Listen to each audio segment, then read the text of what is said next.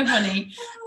Thank you for joining for another day of the 12 steps of Christmas. And today I have my gorgeous guest, Miss Stephanie Dickinson, friend, all-round goddess, authentic relating extraordinaire, and all the things in the house. So please welcome Miss Stephanie. Thank you. I'm so happy to be here with you, Gina, and to be here with all of you. I've been really excited as the weeks were approaching and the days approaching to this call, to this session. I just could feel it, and I'm like, there's going to be something really good that's coming out today. So I'm so excited. Yes. And it's so nice to get to do it in person as well. I agree. In person, with all this COVID thing, it's so nice to be actually able to touch. Yeah, and I missed you because you were away from Bali for quite a while. So this is an extra special Christmas gift treat. Yeah. By the way, your hair looks so beautiful and smooth, and I'm just realizing, look at mine. I put like a moisturizing cream thing in it just because I mean, it's Bali. My hair gets big and frizzy. I've just had a massage, so I'm not complaining. It actually looks great. I really like your beachy hair. Beachy look. Yeah, beautiful. So if you're tuning in, let us know what your hair looks like today, because obviously that's the top priority right now. That's why we're here. No, today we are going to be talking somewhat about self-love, a little bit about choices in life, and just hearing some of your wisdom. Like, I don't even need to stage this. I just want to hear your wisdom. So tell us, Stephanie Dickinson, how did you get here? How did you get to this point? How did I get here at this point in my life and what I'm doing? Yeah. Well, as Gina mentioned, I lead something called Authentic Relating. And I think the way I really got into this was I realized just through life experiences, through work, through everything, like what really matters is relationships. Like when everything, it comes down to like, if you boil every single thing down as a human, we're really a species that need each other. And yeah, human relationships are everything, whether it's like your family, your friends, it's the people in shops that, give you your coffee or whatever, or but that's what really matters. And my life was just showing me this over and over and over again. And so I started to really pay attention and give it my awareness and just fun. Yeah, my first time doing it. She's my inspiration for the white nails. Thank you. Today, there's some important look things coming through. Oh, what is relevant? Is it? Oh, go on. Choices. No, I just had to put in that. Oh, yeah, but I want to carry on. It's gonna weave in. Yeah. But basically, my life really showed me I needed to focus on communication and human relationships. And as I did that and started applying what I was learning in these workshops and in the trainings that I took, I started feeling the benefits, not just seeing it, but like really feeling like, oh my God, this is it. This is the key. And I just feel like juicy. I feel alive. I feel like so connected, and it makes every single thing better every single day. So kind of like the gist of it, the general idea. I love that. And Stephanie is the communication queen. Even before you were studying this in this depth, I can remember our first ever conversation and just being like, and we were like totally in, and just she remembers absolutely everything that I ever say, and then pieces all the dots and all the threads together that ever existed, and then mirrors back this wisdom. And it's quite exceptional. Well, thank you. Yeah. Thank you. It's beautiful to hear that reflected back. And it's honestly, it is really a gift I think I had and I've cultivated. And I think that anyone can actually do this if they pay attention and care enough to do it. But it does pay off in dividends, not just in like my personal relationships, but like as a coach and working with humans and trainings and just leading different people. It's super important that I can pay attention to those small details and remember them and kind of puzzle piece them together. And that's kind of where like those insights and the wisdom can come in, and like those full circle moments, those aha moments happen because of that. So yeah, thanks for naming it like that. Lovely. Yeah. So I've got the comments up here. Ooh, so cool. If you want to ask any questions as we go, or you've got anything you want clarity on, or just anything really. If you just want to say hi, then pop it into the chat, because today I am on this. The comments are coming through in real time for the first time. Yay! In the chat. Oh, this is my favorite. Yes. I love the real-time connection. Yes. Yes. So what is your journey with self-love? Ooh, this is good. Okay, so I definitely discovered, even after I was already in the work I'm doing of authentic relating, I think that was kind of a doorway opening for me, like a portal opening to realize like I could look at myself more authentically.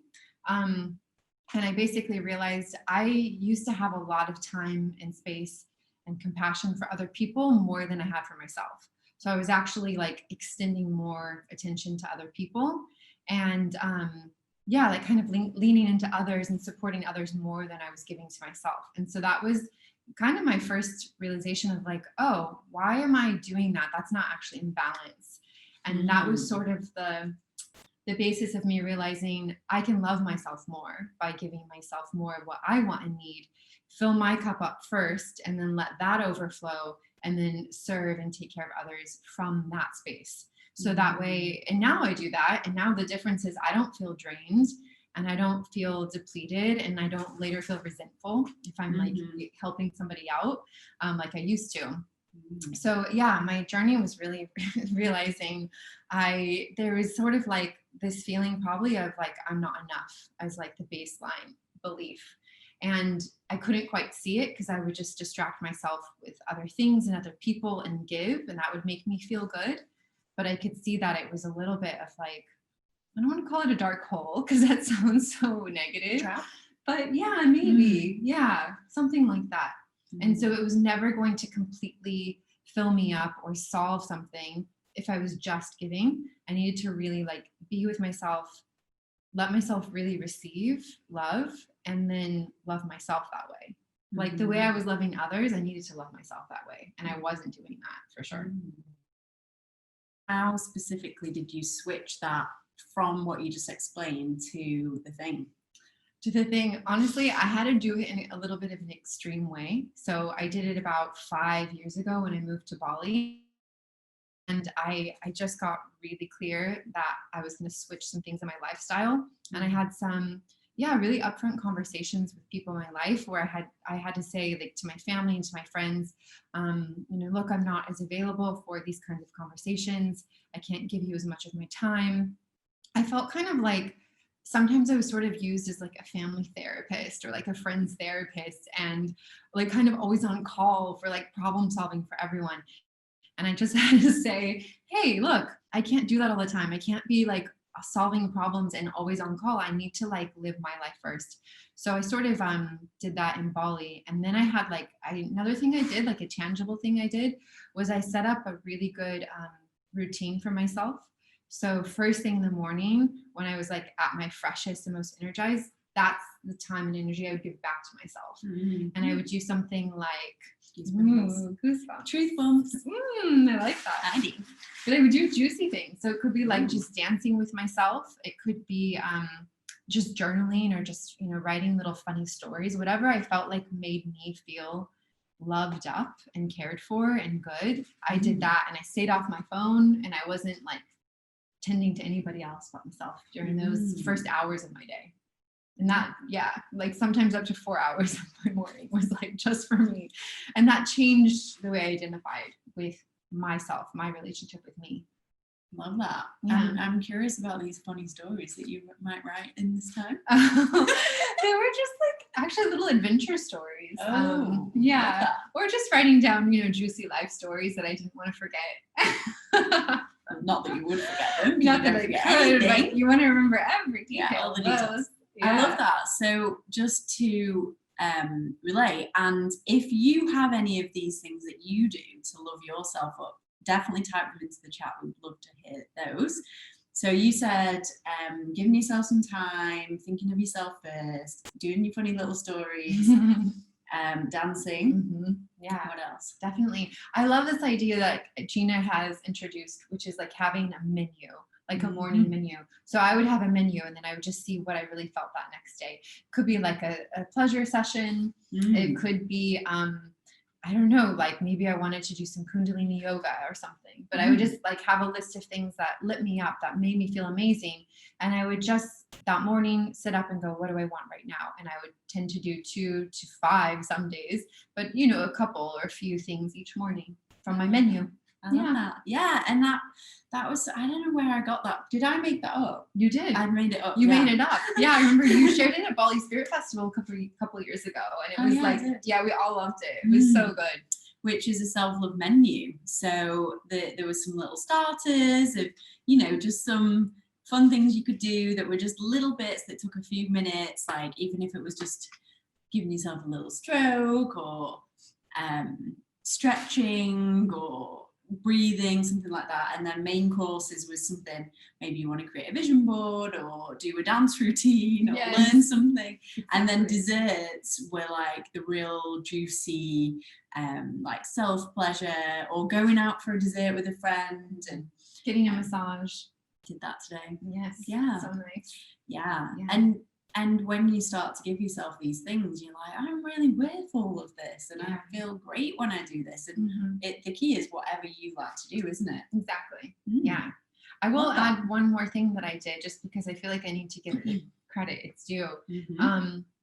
I did this before I moved to Bali, but I really gave it a lot of time when I landed here. And I do something called Goddess Meditation. And one of my teachers is Sally Kempton, and she wrote an amazing book called Awakening Shakti. And she also has this as an audio meditation. So for the years leading up to me moving here, I was practicing it, but then I just gave it more of my time. And there was something that really clicked into place for me where it was like not so separated of like, oh, the goddess in me. It was like, oh, wait, her qualities are within me. I am her, she is me.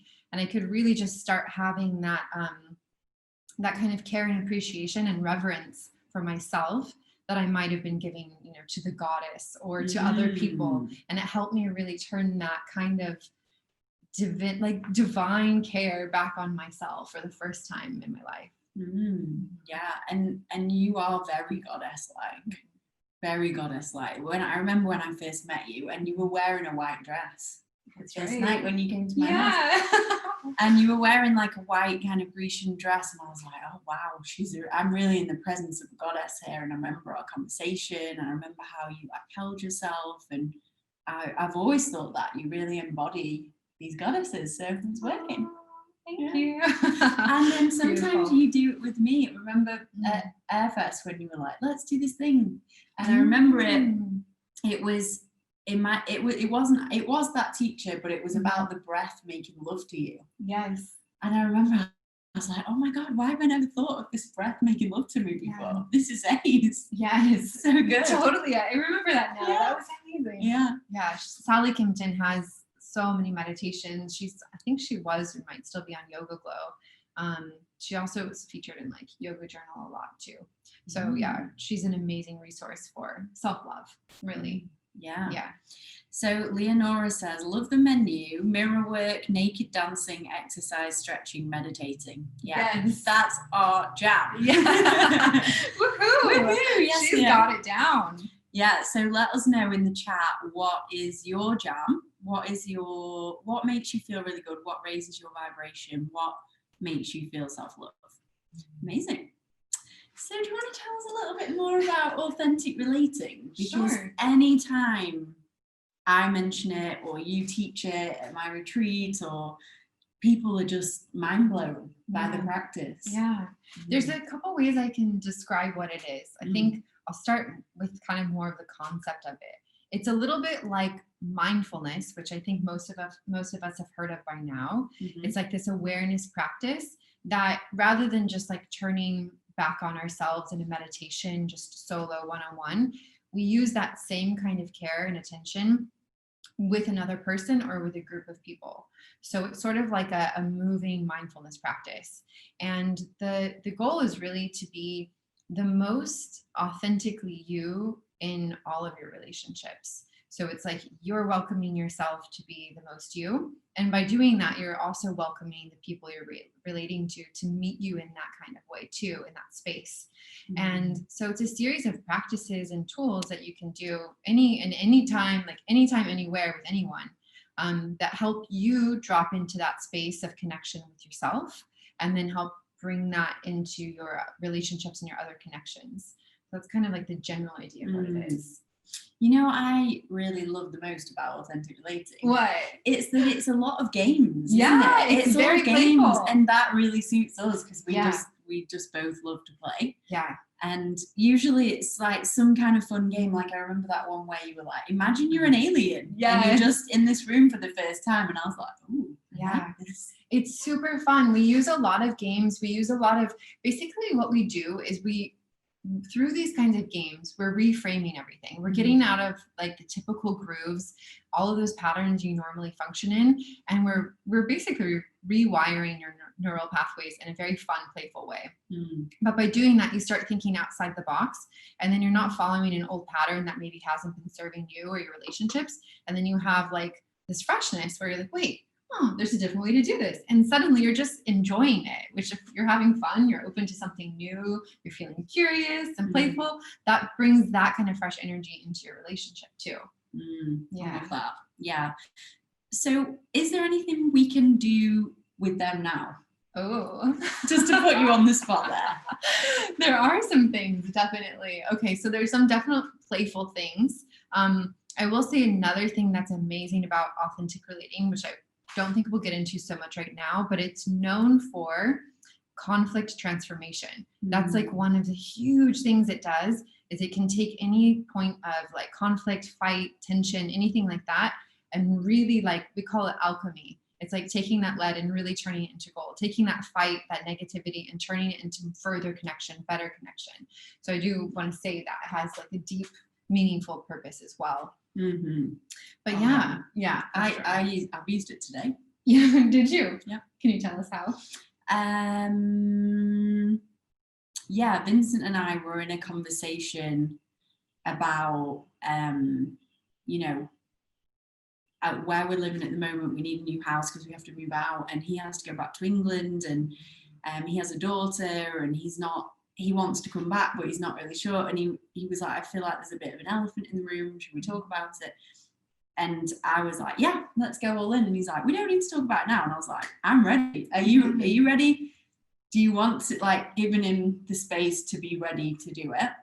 And then I was like, do you want to go share first, or shall I share first? So it's all this like kind of consciously setting this space. And I was like, just so you know, like, whatever happens, like, it's all going to work out perfectly, and I trust it. And so then I shared, and I was like, you know, I have a bit of a fear that this might happen, or there's like a little bit of excitement around that, but also fear.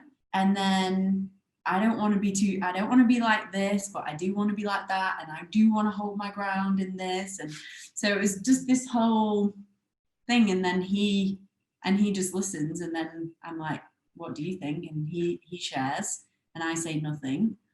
And he goes all around his thing, and I acknowledge it all. And then we can come back together. That is amazing. Really well done. Thanks. I love it. Can I share a little bit, like, hearing this and kind of with the lens of authentic relating? What you did right there was you set like this context for you and Vincent, of like, you set a space and then you put an invitation, and you both said yes. And then you were able to like go in, and you each shared, you each heard each other. And when you were hearing him, you really practiced like deep listening. You really received. And then it allowed both of you, it sounds like it allowed you guys to feel more like a safety, and lean into the trust you have together to reveal maybe some of those fears that you could so easily have held back. But imagine if you hold back those fears, which a lot of us do, trust me, I know.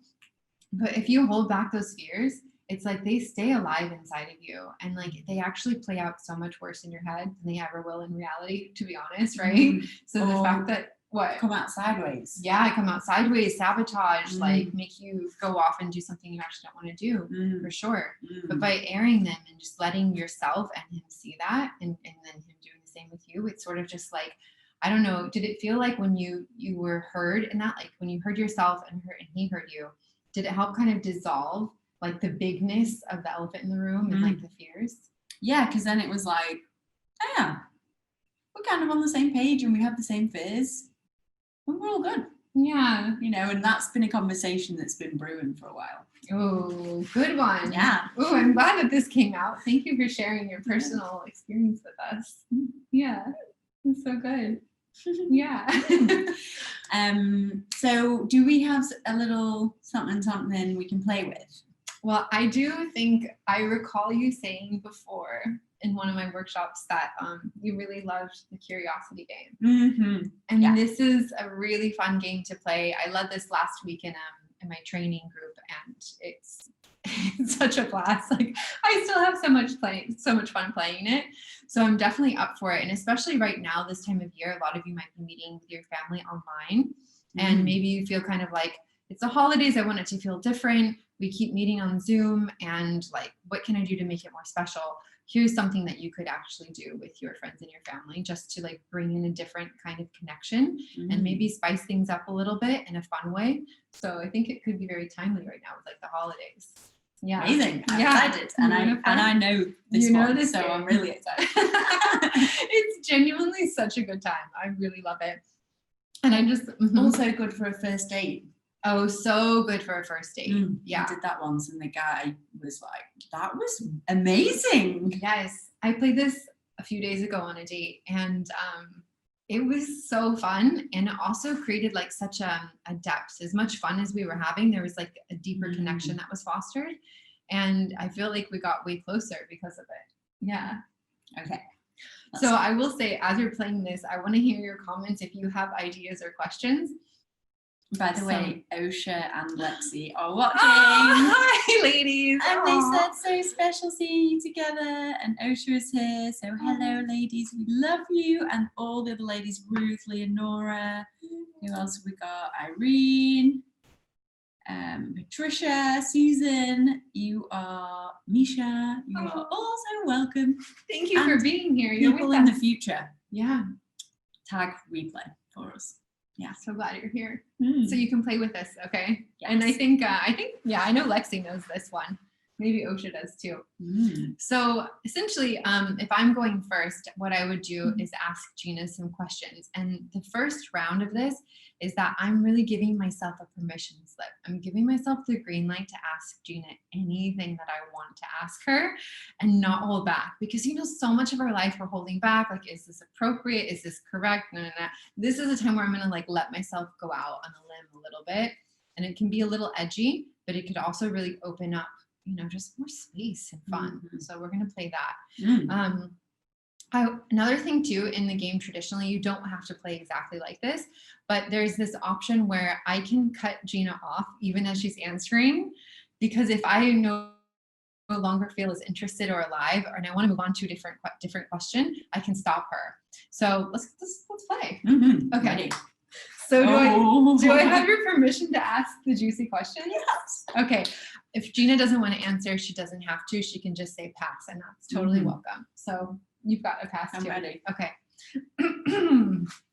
Gina, when was the last time you had sex? Last night. Okay. I'm like blushing for you. Okay. Why are you doing this 12 steps of Christmas? Purely as value, as gift. I just wanted to do something that was going to be useful for people at Christmas, and then it got a bit out of hand. It was supposed to be just like a PDF. Oh my god! I was like, I'll interview some people, and then it just turned into a whole thing. I am not surprised to hear that. You were so generous, and so yeah, I'm not surprised. If you could have any Christmas gift, anything, no limitations, anything for Christmas, what would it be? Engagement ring.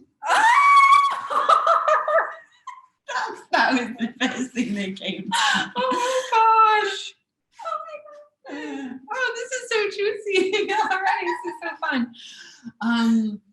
What was an amazing download or insight that happened over your very special weekend this last weekend? Oh, to learn through pleasure. My very special weekend, I've been in ceremony all weekend, and the downloads from nature were very much, you can learn through pain and struggle and tears and sadness, or you can learn through pleasure and orgasmic bliss. And eating all the gorgeous foods and being with all the gorgeous people. Yes. I was like, I'll take that. I love that. I'm going to teach that. That is so good. I feel like you actually already do teach that. Like you embody that really well. And this, by the way, means like, I feel you, I resonate, in case you don't know what we're doing. So the next round, I'm going to ask Gina more questions, but the difference is this time she's going to rate the questions 1 through 5. 1 is like, she's so bored and can't be bothered to answer. 5 is she can't wait to answer. She's like, oh my God, this is so exciting. But you're not going to actually answer this one. This is just a way for me to gauge Gina's interest level. Because from the outside, I could just assume I know Gina, I know what she thinks is interesting, and I could just go with my own ideas. But actually, by me checking in this way, I'm getting feedback. By the way, there was a couple that played this recently who's been together for quite a while, and they were really blown away by how far off they are about what they assumed the other person was interested in. Yeah, like they've known each other forever. They've been a couple forever, and they were like, oh my God, how are we so far off? So this can really show you where you're making assumptions that aren't actually factual. So there's a purpose to it. So yeah, let's dive in and do it. Okay. What's something you don't want us to know about you? 2. Okay. And okay.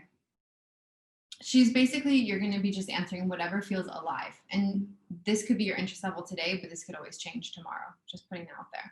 Okay. What do you hope the people watching this video and all your videos in this 12 steps program will get from it? What do you want them to 5. Ooh, yeah. What do you want your engagement ring to look like? 5. What do you want the most to manifest in this next year? 5. I really want to know the answer to that. Okay.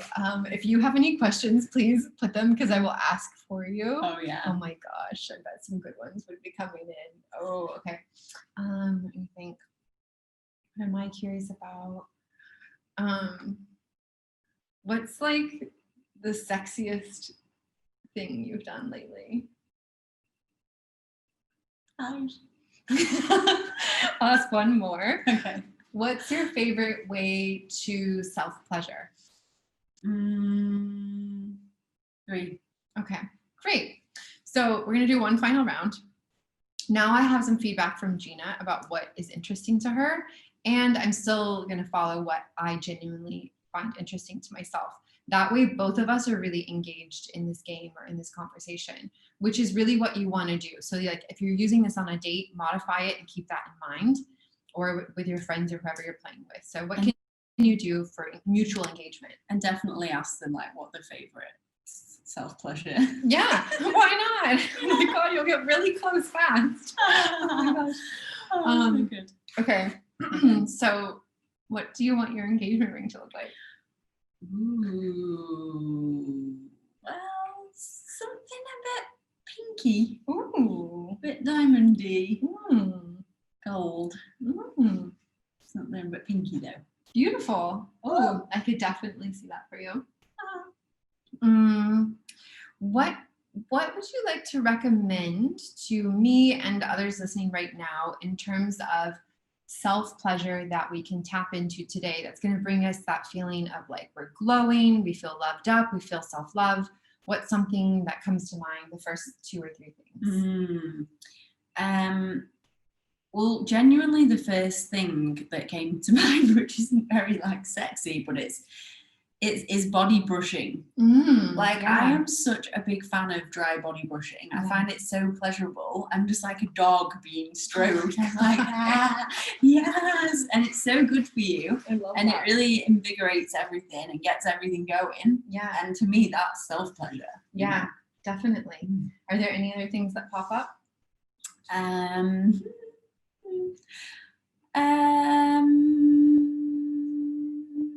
Well, obviously the sacred squirter. Oh my God. She went there. I'm blushing. If you don't know about the sacred squirter, then Google it. Right. And Let's just leave order it at one. that. I should be on commission. Yeah, Pretty much you all really my should. friends have You got should one. be on commission No. for that. Oh, it's hot in here now. My goodness. Okay, I'll ask you one more question. Okay. Unless you want extras. But what is one of the sexiest things that you've done this week that you can tell us about? Wow. This Oh, is so God. an absolute minute. I started thinking about body brushing. Oh, I love it. Osha. Yeah, Osha's Of on course. par with us. We I love are it. in sync. The sexiest thing that I can tell you about. Well, I did have Vincent and I did have a very sexy moment today with a cupcake. Can you tell us more? Because I'm very intrigued. I'm genuinely curious. Well, I went for a massage and the Ammo Spa place Yeah. has the best cupcakes. I don't know if you've ever had one from there. Oh, gotta get one. Just in case you're ever in Canggu. And I got one and I was like, we were sharing it and there was some frosting smearing, and Vincent also likes to do the whole kissing thing and take the food out of my mouth. Like baby bird. Yeah, I love it. He loves a bit of baby bird. Wow. So That is very sexy. very sexy and sensual. tasty. Oh, and now tasty. I want a cupcake. And I know you do like it. I love cake. I love cupcakes. And I know where Ammo Spa is, so I know where I'm going after this. Should have got you one. Never thought. Yeah. Never thought. Oh, maybe I'll try it out in the way you suggested, though. Mm. Now my brain's going there. Anyway. Back to the program. Back to the program. This is the Hi, guys. program. This is what we do.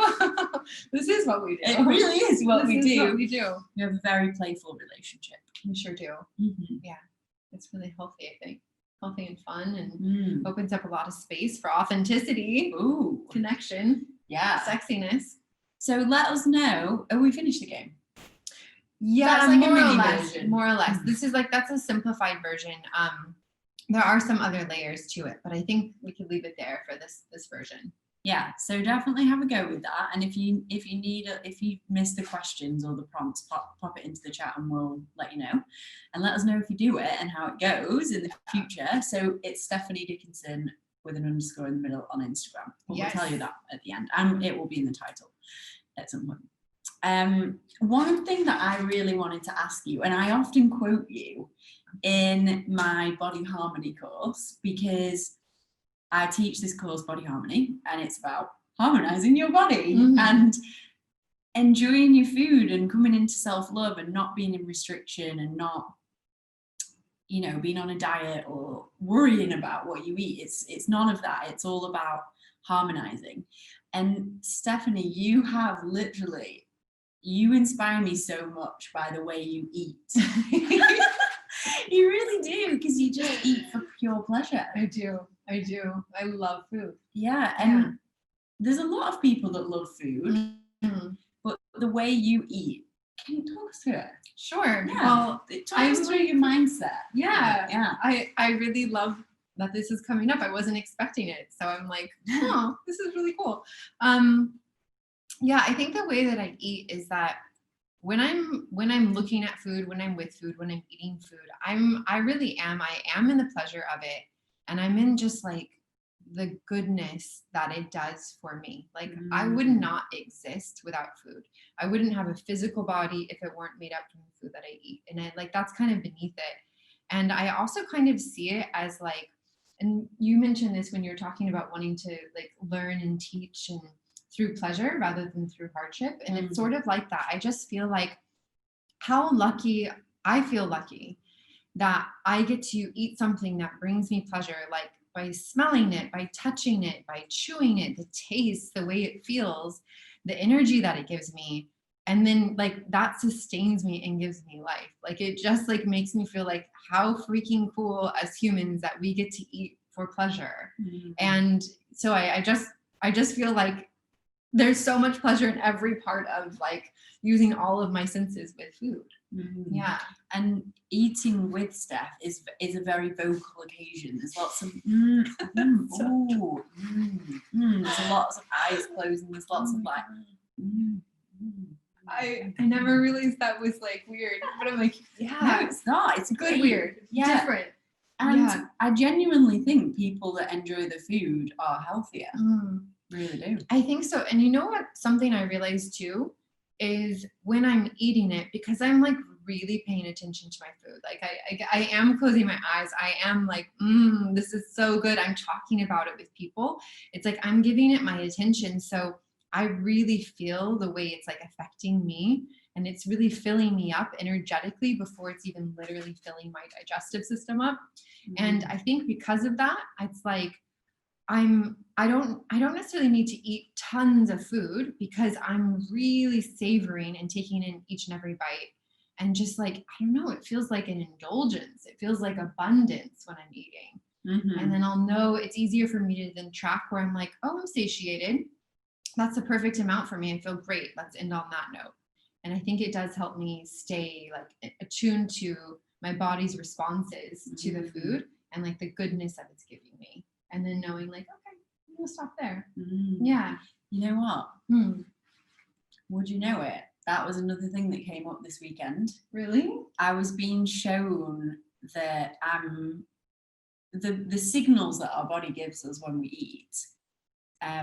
You know, if we're too busy to listen to them, if we're too fast to listen to them, if we're too deaf to listen to them, you know, like with all the senses, then they're all still there. But you can actually you can have an intention for those sounds to be louder. And I was shown that this weekend to actually come into a new phase with this and ask my body to tell me louder what it needs, when it needs it, and how much. Yeah. And I was like, that's genius. That is genius. Simple. And that's kind of what you just said. Yeah, it's intuitive eating. So I have that kind of trust with my body, and you can definitely build it. One thing that can help you, especially early on in your intuitive eating, is muscle testing. I don't know if anyone out there does that. I usually use like my fingers like this and test. And then you can say like something that you know is true statement, like my name is Stephanie, and my fingers like respond with like a strong response. But if I say, oh, my name is Madeline, it's going to be very easy to open my fingers. It has a weak response. So when I'm looking at something on the menu and I want to know if it's going to be like strengthening for my body and healthy for my body, I'll say it out loud or just read it and muscle test.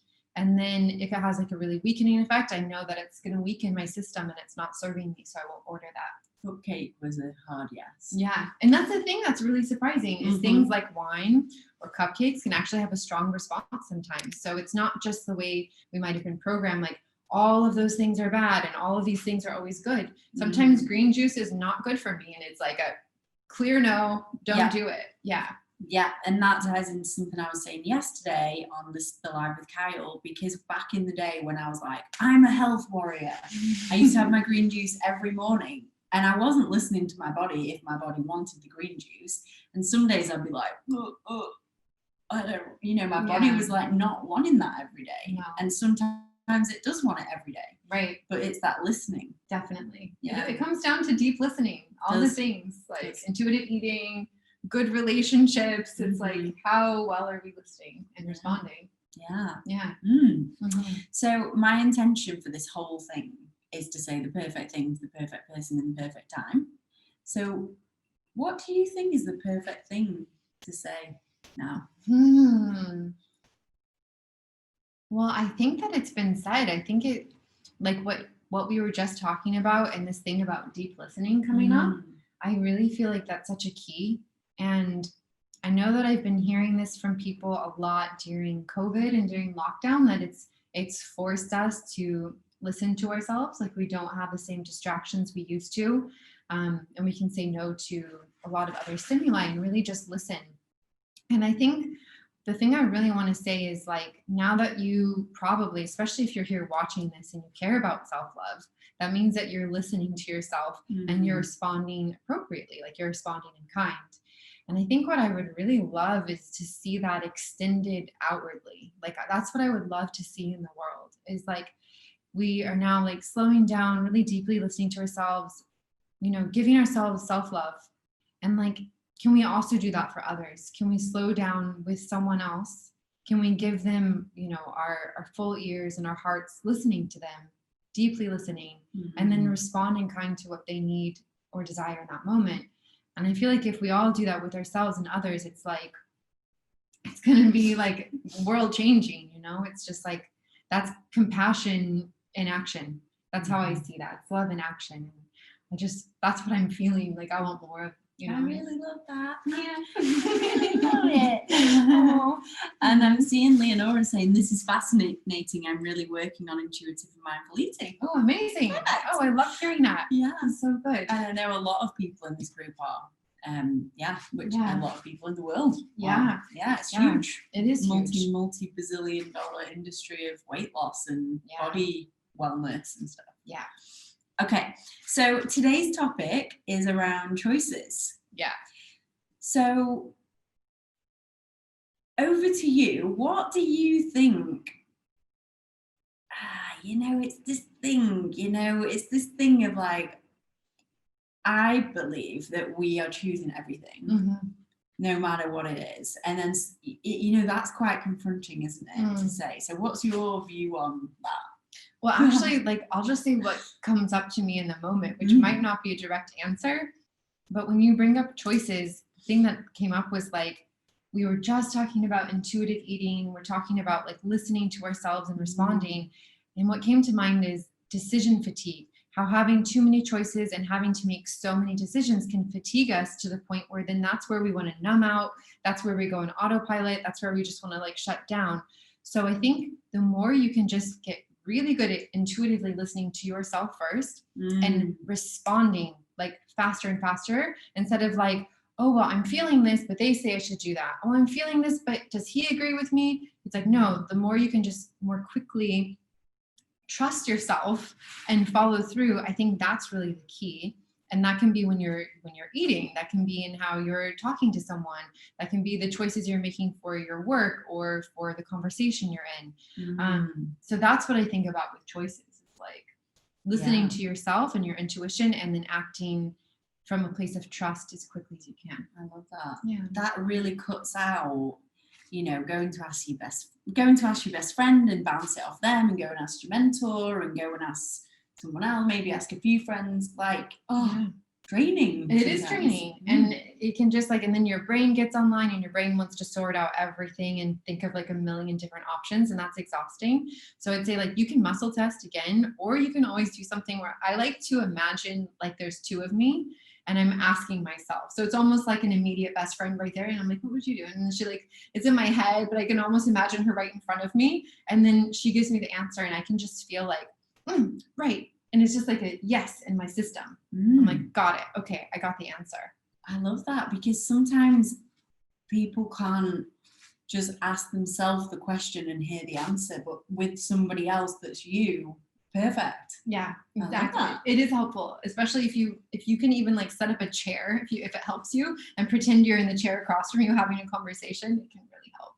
Yeah, I'd love to see you in your house having a conversation with your chair. I do it. I really do it. I talk to myself. Yeah, I do. My housemate's like, what's happening? Oh, she's just doing her talk to herself thing. Right. Or in the mirror. Yeah. And I can see Irene saying, I am this person asking everyone.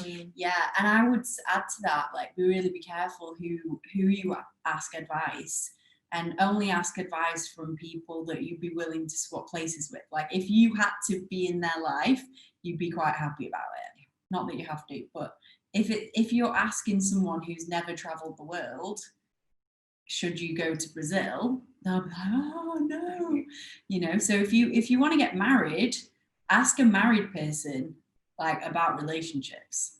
That's what I think. I 100% agree with you. And ask someone, if you want to get married, ask that person whose relationship you really respect and honor and appreciate and would love to emulate, like whoever that person is, who can be your model.